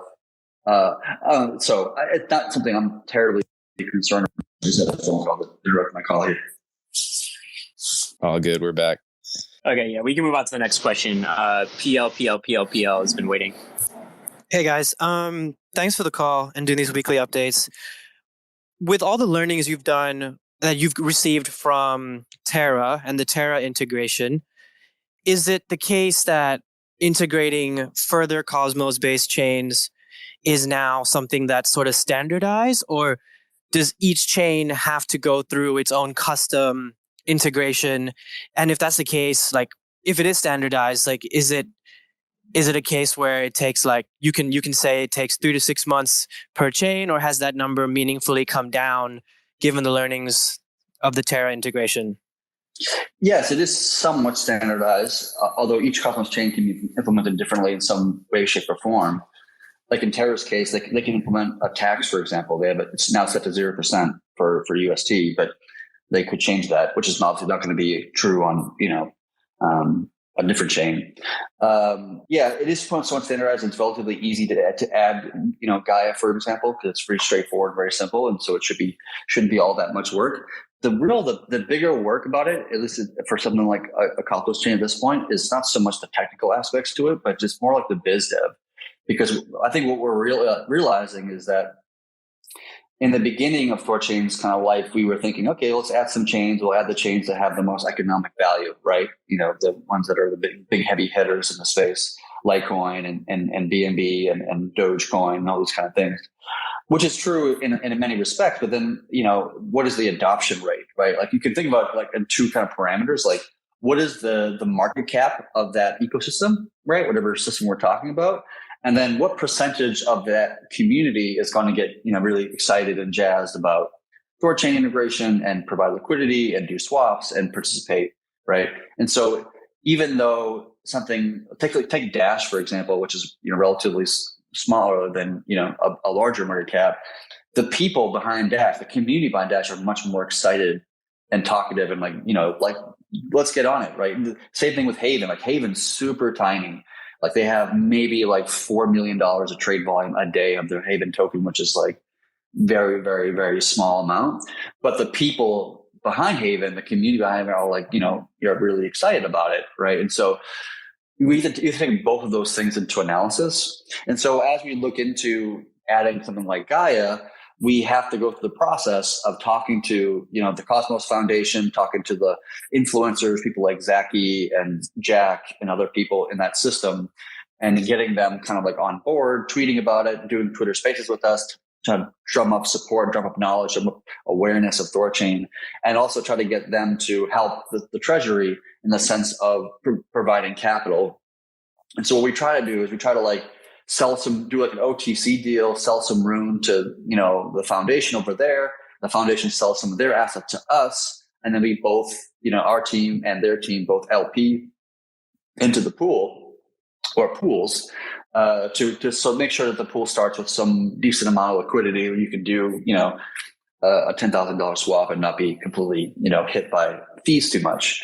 And then hopefully what happens after that point, and we saw this is a great example, we're seeing this on Terra, where it's grown. I think initially between our community and the Terra Labs, I think we contributed like a few $1 million. I think it was like 4 million or something like this. But now the pool's worth like nearly $100 million. All those pools, the Terra pools combined. Whereas if you look at Doge is like at like $6 million, right? Like the treasury is still like probably the largest LP in the Doge pool, just because they hasn't really had that much adoption within that particular community, because they're kind of like DeFi sensitive, DeFi kind of hesitant, incredulous of DeFi in a sense.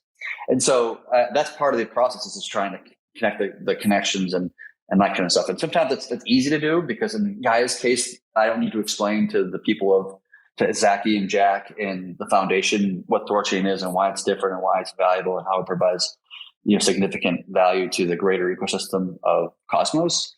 But for other ones, I'm not going to say which ones, but like for other ones, they don't really get it, and they see us as the same as every other bridge, every like wormhole out there. And as Ken was saying earlier in the conversation, like you can't put these two things in the same box. They are fundamentally different in so many ways, and to like put them in the same box in your brain is just not helpful, right? And it puts THORChain down into like a lower light in a sense.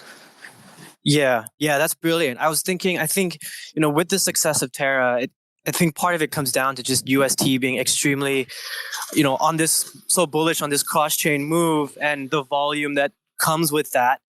And now we're seeing this new rise of, these algo stable coins, given the given THORChain is so helpful for traders and such a trader-oriented product at this point in time, probably a decent idea or a thesis would be that those algo stable coins, like for example, something that comes out of Near next, or who knows, maybe even Tron, is something that's going to facilitate and draw massive volume towards THORChain as well. Well, Tron's another thing. I read the USDD paper and I was a bit underwhelmed by it, but yeah. Cool. Thanks, Ben. Joshua, you there? Can you hear me? Hello? Yes, sir. All right. Sorry, I apologize. I've been fighting my phone for a minute. It's acting wonky on me. So you may have already touched on this, and if you haven't, I'm sorry. But once you initiate the kill switch on Rune, how's that going to affect pricing and availability on exchanges like Crypto.com and Binance? Good question. So we've been in talks with multiple institutions, I'll say, that are interested or at least showing significant interest in listing native Rune as a fiat bridge for many fiats, in fact. So I think that's going to be something that we're going to see shift over the next few months, which is a really positive thing. Crypto.com already supports native Rune already, so you can already trade native Rune on that particular exchange. So will it ultimately be delisted, or what's going to happen to somebody who might be, they might have 100 Runes sitting in Crypto.com and they don't know anything about this, they're not doing anything with it?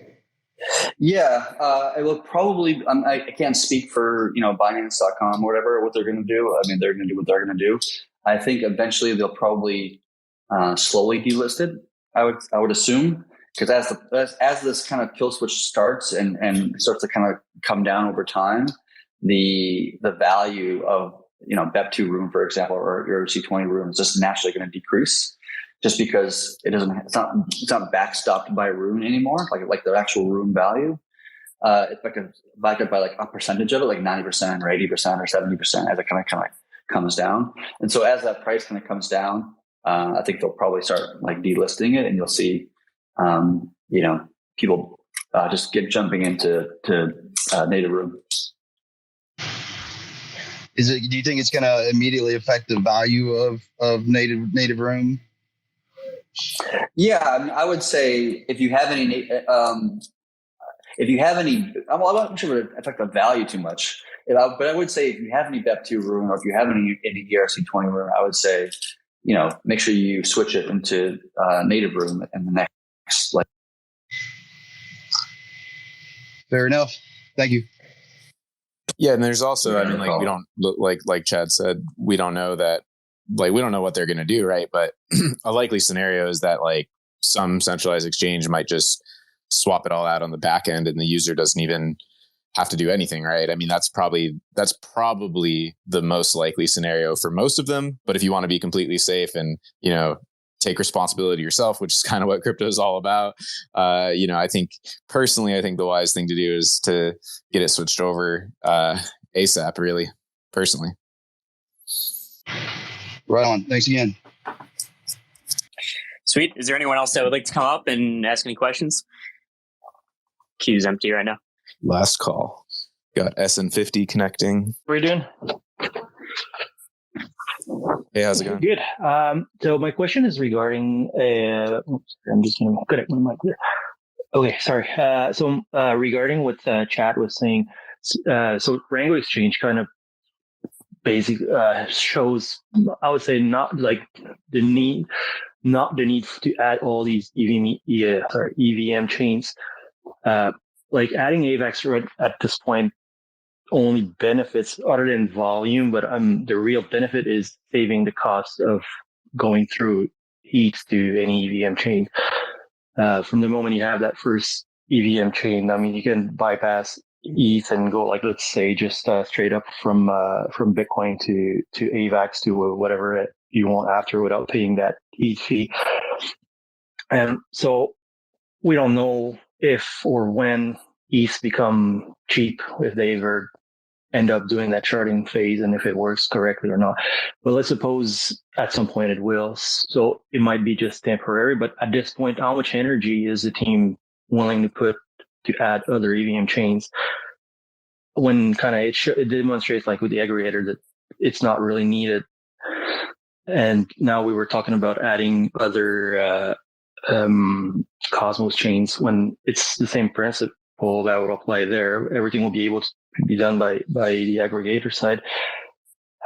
So my first view of like when I first heard about THORChain, and that was when I fell in love with it, was that capacity to go through any chain swapping like without any other middleman or centralized middleman.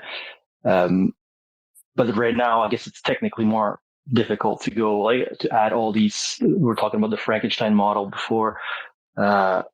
So let's say just to go to Polkadot or any other not supported or not reachable easily chain. So that was my point. How much energy are we trying to put to add chains that are kind of not adding much since we can do it already easily by aggregators? And how much is realistically possible to add these like Haven chain to, and talking of Haven and Doge too, the wallet integration, I had this in head.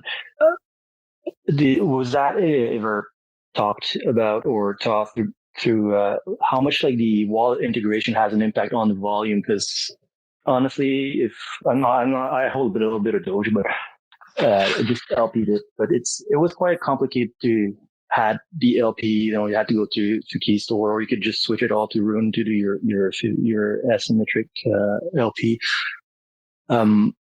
But I mean that gets a little harder and harder as we add chains. Not everything is supported on XDeFi, and I mean, will it be? Doge has been there for a while, still not on XDeFi. Was there any like moment that you guys, I guess, brainstorm on the importance of having a wallet that supports everything that THORChain has to offer, and make it like the one gold standard to interact with THORChain? So yeah, sorry, this was a bit of a mix of two questions there. So how much energy are we putting there on adding chains that might not be as relevant since with the aggregators coming in? Is there any plan to add an actual or just to make sure that everything is added to XDeFi? Because I love the wallet, but I mean the thing is that not everything is supported, and even Haven, I don't know how they'll do it, but that might be a real challenge there. Yeah, so I think my thinking, or my intention at least, is that the aggregator, the DEX aggregation within THORChain will only work for the chains that we're connected to. And while you could think to yourself, oh, okay, well, I can swap to Ethereum and then hit Ethereum, some bridge on Ethereum that goes over to Avalanche, and then the Avalanche could swap to, I think it's called Average Joe or something like this. Yeah. But I think the intention that I have is that if we can add the top 10 or 20 chains in the community, like in the larger crypto ecosystem, then we can supply, 99 point something percent of the actual ability to move between chains in a completely decentralized way. And to me, that's very valuable. I don't think we'll push very hard on trying to create ERC20s on Ethereum much these days, or push a little hard on the same thing for Avalanche or CW20s or any of these kind of things, and just let the long tail swaps or dexes on those ecosystems be used to do that kind of stuff. But there's still value in doing so, and the amount of effort and work that it takes to launch, Binance Smart Chain, for example, is, from a technical perspective, it's quite a small lift. It's more of a lift from a biz dev perspective, and getting people like Gavin from Nine Realms to kind of connect and communicate with those teams that kind of help the launch. To add some color onto that, Nine Realms is mostly the team that's doing all these new chain integrations. Is currently now working on Atom and AVAX, and those are probably the next chains that I would expect to see on THORChain to be added. And regarding your comment about Haven and things, Nine Realms' goal is to make sure that what we put out is going to be the best that we can, the best thing that we can do for THORChain at the time. So, Haven is obviously not as economically significant. It poses other risks to THORChain, like regulation mostly. So that's all something that we're considering when deciding which chains will be on next and where the priorities lie in new chain integrations. Yeah, and as far as the wallet support, I think that really just lies on like the community projects and whatnot, right? So like putting pressure on something like XDeFi to get that done, but I kind of love that the protocol doesn't really I don't know if you'd say like doesn't care in a sense, but like it's kind of awesome that there is this level of decentralization in that, and that like the protocol itself isn't like really directly dealing with the wallets, right? So I would just keep an eye on obviously like the wallet providers that are most focused with THORChain specifically, like kind of from the early days, XDeFi, Thor wallet, THORSwap's Hammer wallet coming up, stuff like that. Like I would imagine that these wallets like obviously want to stay as on top of THORChain features as they can. Cool. Yeah, and there's effort going on all the time to kind of help integration, not just in terms of like our wallets that support Doge and whatever else, but also try to get like other people's to support THORChain and its swaps and LPing and that kind of stuff. Like we've been in talks for a while with Terra about getting their bridge or their Terra money thing, whatever else, I can't remember the name right now, to get that integrated with THORChain directly. And so you can, swap and integrate with THORChain directly from the Terra ecosystem. And so doing stuff like that, I think will just make it easier for the Luna community to utilize THORChain in a way that, helps them achieve the goals that they're trying to achieve.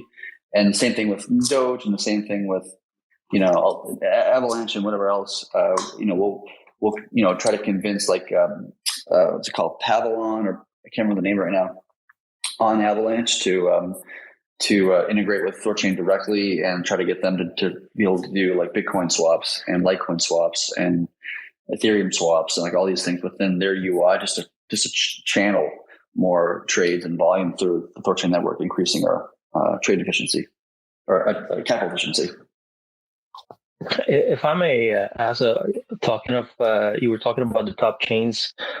It's not my cup of tea, but I mean that would be the point, is to I guess integrate that community. But is there any will or talk about adding these less? Let's say the chain that we don't have as much interest, like the Cardano, XRP, whatever, all these.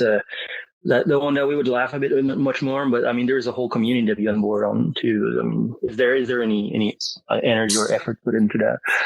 Yeah, I mean, something like not every chain that we're going to be integrating is ones that I'm personally a fan of, and my own personal opinion about how much of a shitcoin or not shitcoin something is doesn't really relate. It doesn't really matter what my feelings are. The question is, does it provide value to the THORChain ecosystem? Even a coin that is quote unquote a shitcoin, still provides value to the THORChain ecosystem. Therefore, I have no qualms or, trying to add something like a Cardano. At this moment in time, though, like there's no effort in adding Cardano. We're not in communications with the Cardano team at this point in time. We don't have a lot of Cardano people yelling about ADA, trying to get us to add it. So if the foundation's not there, if the community is not there, then it's probably just not going to, even if it is a great coin, whether it is or not, doesn't really matter. It's probably just not worth the time or effort to do so, because you're just going to be, launching to an empty room. It'll be like a ghost town, and that's just going to be a huge waste of effort, if you ask me. And so, as of right now, we're focusing on the chains that we can actually have a relationship with. And Terra was like the first example of that, and a really great example that we had a great relationship with Do Kwon and the entire Terra ecosystem.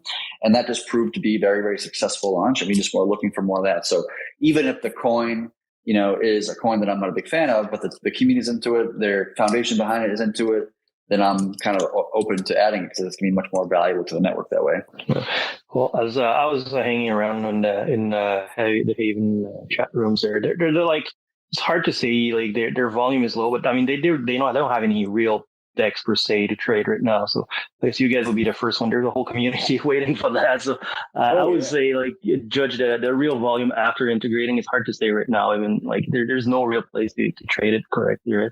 I mean, naturally speaking, and I know this is not financial advice, so nobody take it as such, but like if you make it much easier to acquire a token like Haven that is now pretty difficult to acquire, the price will naturally be, reflect that, right? And so that I think once Haven is added to THORChain, the Haven price should have a very good kick up in value, if you ask me. Once again, not financial advice. Yeah, and the volume, like you mentioned, it's like there's just like, where are you going to trade it right now? Like KuCoin, like that kind of defeats the point of Haven entirely already, right? So there's just really no reason to trade it whatsoever at this moment. But yeah, it is interesting that this is something that I went to the Haven conference. Sorry, the Monero conference. Excuse me, the Monero conference recently in Miami, and one of the guys there asked me to come speak about THORChain and integration and all this kind of stuff. And I was on the stage with one of the guys from the Haven team. And one of the things I was saying to that community is that like you really obviously value your privacy. If you're a Monero holder or a Haven holder, you're obviously a person who highly values their privacy. And if you have to buy Haven or Monero through asking Brian Armstrong from Coinbase whether or not you can acquire it or KuCoin or whatever, then that's kind of defeats the whole point to some regard. And so I was trying to get them to understand the value and why a Haven or a Monero needs a THORChain in order for it to be successful in accomplishing the goal that it's trying to accomplish, which is provide privacy for their users. How do you feel like that community, like, are they receptive to that? The Haven team, the Haven community are much more receptive than the Monero people tend to be. I feel like people were very skeptical when I was there. Like people that I talked to were very skeptical. They're not just of THORChain, but even of Monero. Like I noticed there was like quite a bit of hostility from the Monero people towards the Haven people at the conference that I was at. I wasn't there the whole time. I was just there for a few hours to talk and then move on to the next thing I needed to do with my day. But like, they have a kind of a natural kind of skepticism towards more or less everything from what I understand. And that's I get where they're coming from. I don't necessarily blame them for that. But all that just means to me is that they just need more exposure to THORChain and understanding how it functions and how it works and how it empowers them to accomplish their own goals they want to accomplish, which is just a natural thing to happen once we actually add Monero to the system, Oh, by the way, you could get Monero pretty easily on a bunch of exchange up to now, but they're just getting delisted as it goes. So, I mean, THORChain will become just more relevant even for Monero too as we go. There's still some P2P ways to do it, but I mean, it's just harder and harder to get, like the CXR just getting rid of XMR right now. Well, thanks for the chat, guys. Cool. Thank you. We just lost our last speaker, so I guess we can wrap up here. All right. Thanks for coming out, guys. Yeah, sounds good to me. Thanks everyone for all the great questions. It's fun hearing from Can, and we'll run it back again next week, same time. And you can also catch the recording just back on the link to this space or permanently on the Runebase podcast, on their YouTube channel, podcast feeds, anywhere like that. But yeah, thanks everyone. All right. Catch you later. Later.